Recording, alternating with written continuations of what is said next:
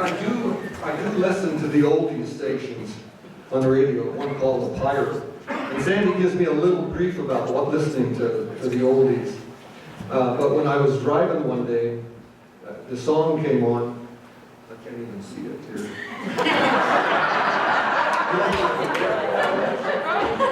Oh man, this is going to be hard.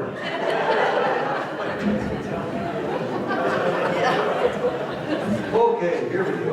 So, I heard this song. I had to pull over to the side of the road and write down the name of the song. So I thought, man, this is exactly what I feel when I've been married. And it's for 50 years. I thought, this is this cool song. So it's called Through the Years.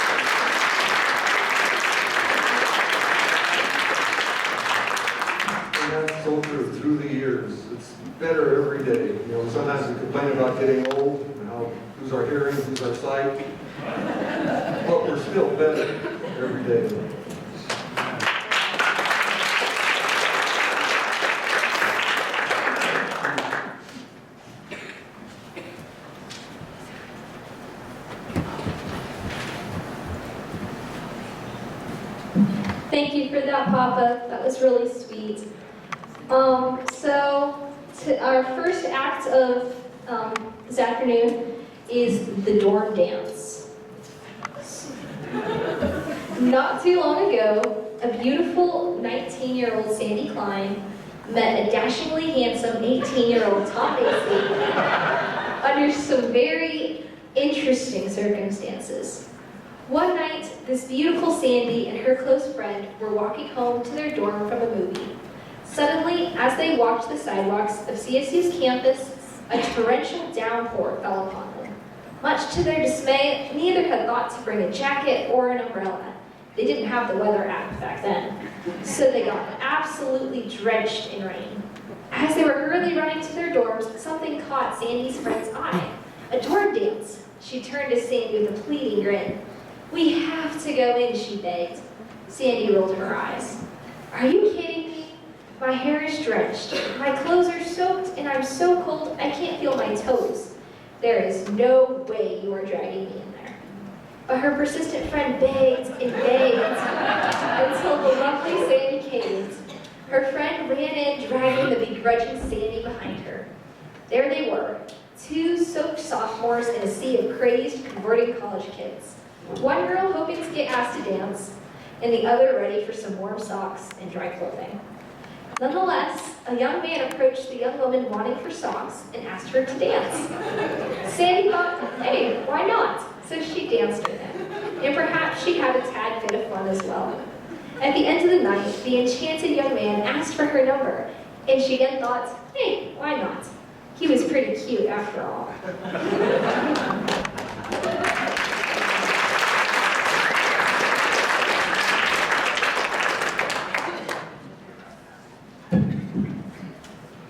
After that first encounter, I was wondering what was going through Nana's mind and meeting this new man. So this song is something that I thought was close enough.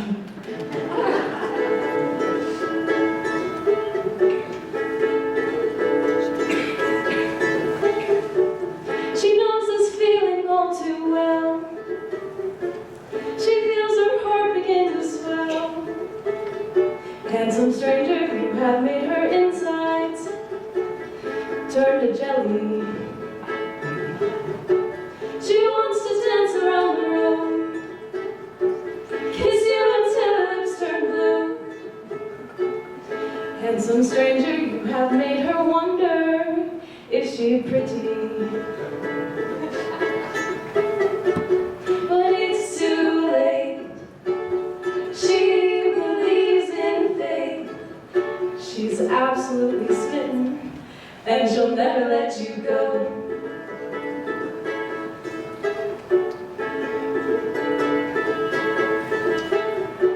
That girl just thinks she's the one, with Cupid's arrow in her bum. Handsome stranger, you have made her happy, first in a long time. Did she just whisper in her ear words she only dreamt to hear? Pretty lady, look at how he's smiling. I think he likes you. But it's too late. You believe in fate. You're absolutely smitten, and you'll never let her go.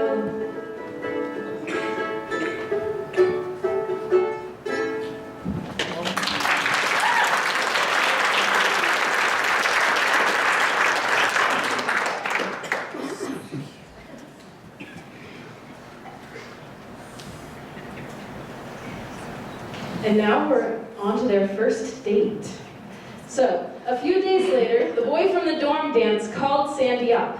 "Hey Sandy, it's Tom from the dance. I was wondering if you wanted to grab a Coke with me." Sandy accepted, obviously, or else we wouldn't all be here today. And he said he would pick her up outside of her dorm at 7 p.m. Tom anxiously watched the clock. 5, 6, and soon it was almost 7. So he headed to her dorm and waited. He waited and waited, watching person after person walk out of the dorm. He saw this pretty stranger walk out of the dorm, and she just kind of stood there, looking at him. He thought it was a little odd, but didn't think much of it. Maybe she just thinks I'm cute, he thought. Either way, he kept looking around, waiting for Sandy. Finally, this pretty, staring stranger, who hadn't stopped looking at him, walked up to him and said, Tom. He squinted at her in disbelief. Sandy? She nodded. She was even prettier than he had recalled. And, of course, being a man with eyes wide, he spit the first thing he thought out of his mouth. Boy, you sure look different. He quickly recovered with the, you look stunning, or something to that effect. And they continued on their date. They walked over to a diner nearby. Their waiter brought them some water, and they began to talk and laugh. Everything seemed to be going really well. Until Tom noticed his pockets seemed awfully empty. He frantically started patting his pockets. Nothing. Then, looking at Sandy with a hint of fear in his eyes, he asked, "Did you bring your wallet?" She shrugged, saying she left her purse in the dorm. Tom nervously gulped, smiled, and said in a defeated tone, "Well, then finish your water. We gotta go. I didn't bring my wallet."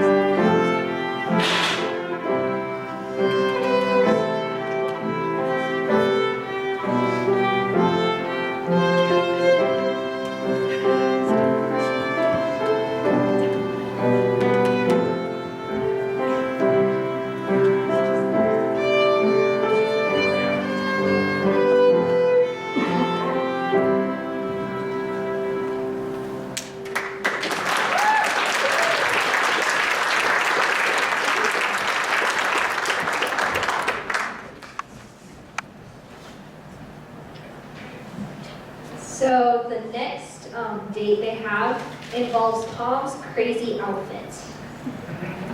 Another dance approached and Tom was excited. I'm sure Sandy was too, but Tom was very excited. He wanted to look nice for Sandy, so he was going to make sure he was wearing his very finest clothes. Usually, Tom's very fashionable friend Rob would help him pick out outfits for this kind of thing. But unfortunately, Rob was gone for the weekend.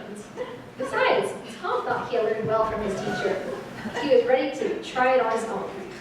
Tom put on a suit jacket and pants and looked at himself proudly in the mirror. This will certainly do. Who needs that Rob guy? He laughed. The night of the dance, Tom went to go pick up Sandy. She opened the door, looked him up and down, and gasped. Tom, did Rob see you before you left? Tom shrugged. Well, no, but I'm sure he thinks it looks just fine. Tom, you can't go like that. You don't match. Everything is wrong. What are you wearing? Yellow and orange plaid striped jacket and green pinstripe pants? Tom, you're going to have to go home and change. Really? I thought I looked fine. But he adhered to her request and put on something else. Women are crazy, he thought.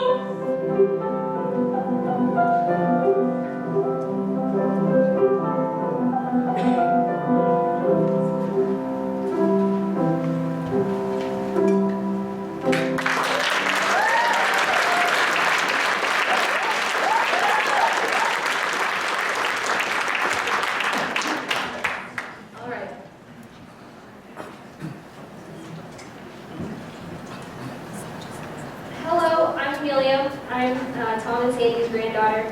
I wrote a poem tonight instead of singing because ever since I was little, my papa, Tom, has inspired me to write my own stories. He spent countless hours looking over my short stories, giving me advice and teaching me his craft. Without him, I wouldn't have the passion I do today to write. This poem is a memorial to the love my nanny and papa have shown to each other over the past 50 years. Ironclad, a poem for my nanny and papa. Love is like a fortress, a place of refuge from winds and rain's harsh flame. Love is like a ship a-sailing, trailing in its wake ripples that never die away. Love is like a well-tended fire, flaming bright at first, but hotter when only blue coals remain. Love is like the wind a-singing, unseen but undeniable, returning anew each day. Love is like a compass, pointing always to its maker, it never steers astray.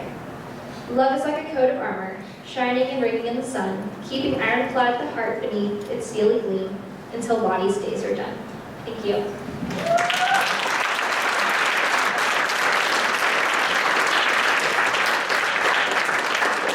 Our next act is called Tom's Late. Ever since Sandy was a young girl, she firmly believed that punctuality was of utmost importance. Her mom taught her that to be late was to rob someone of their time, that it was rude and quite inconsiderate. So, naturally, Sandy was always on time to everything. She expressed clearly and often to Tom that being on time was a very important thing to her. They had gone on quite a few dates at this point in their relationship, each one better than the first, and Tom was always right on the dot. Until the time came when Tom had a small accident. Tom said he would come pick up Sandy at the dorm at 7, and she was looking forward to it. Sandy put on a sweet dress and finished getting ready. And then it was 7, but there was no Tom. So she sat and waited. The time kept ticking by, but there was still no Tom. Sandy started to get irritated as she watched the clock tick later and later. Finally, she heard several knocks at the door. Sandy approached the door ready to scold Tom for his tardiness, but when she opened it, she saw a frantic, bruised young man holding up a broken bicycle wheel, and she was very confused. He blurted out, "Please don't be mad. I tried to be on time, but I got hit by a car."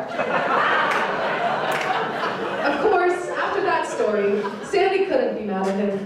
She was confused as to why he wasn't in the hospital, but definitely not mad.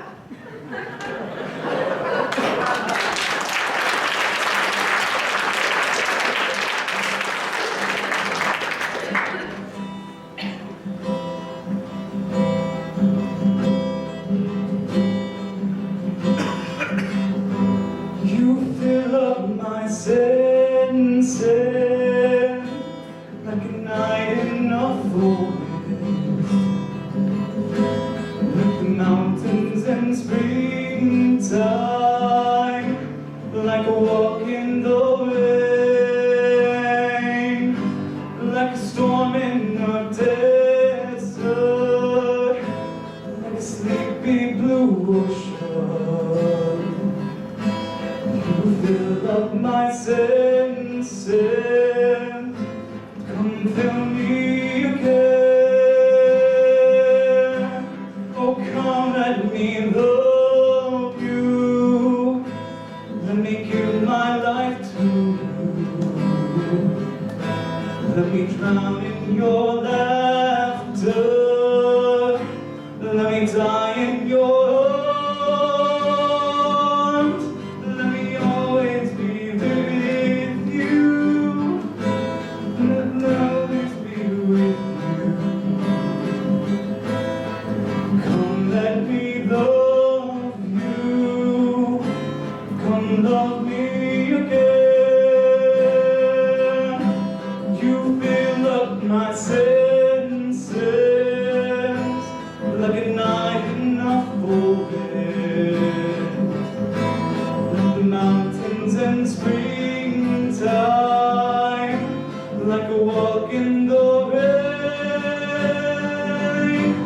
like a storm in the desert, like a sleepy blue ocean.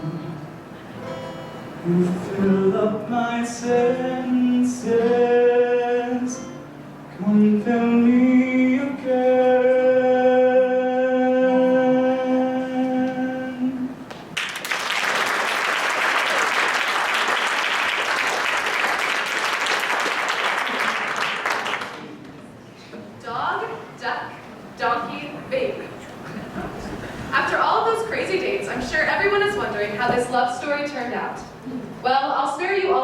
sense, they ended up together. Very quickly into their relationship, Tom knew he was going to marry Sandy. When people told him he was too young and had too much to see and do, and that he should just wait, Tom just smiled and said, "There's nothing I want to see and do without the love of my life by my side." So he proposed. There is conflicting intel as to where this proposal took place. Tom says it was outside the student center, and Sandy recalls it being at her house. Either way, he proposed, and she said, "Of course.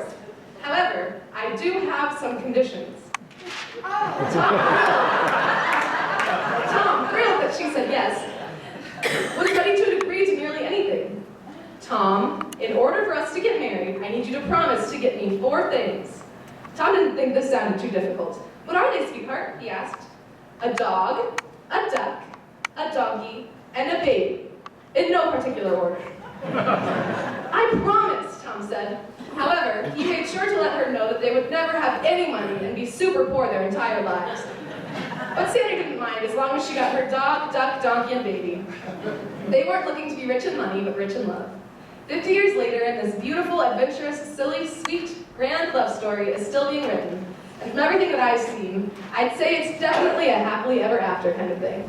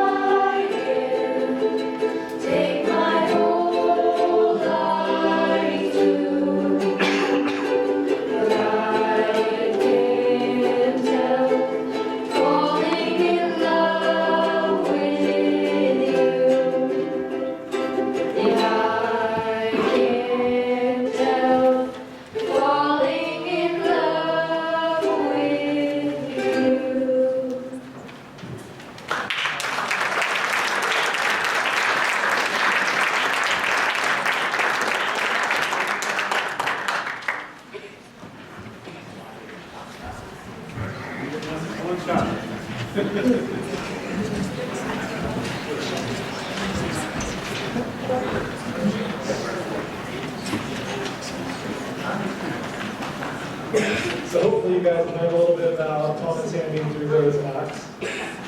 One last act here. So if you've known Tom and Sandy long enough, you probably know that when there's a special event, they always put together a special song for whoever can honor that event. So to continue with that tradition today, we put together a song called 50 Years Together. And it's the tune of This Land Is Your Land. So hopefully you guys all know the tune. So this is how it's going to work. The first verse, we're just going to sing the normal "This Land Is Your Land," just the normal verse, the first verse. Just kind of get the feel for the tune. And then from there on out, we'll do the other 4 verses that were recently discovered that happen to be about Tom and Sandy.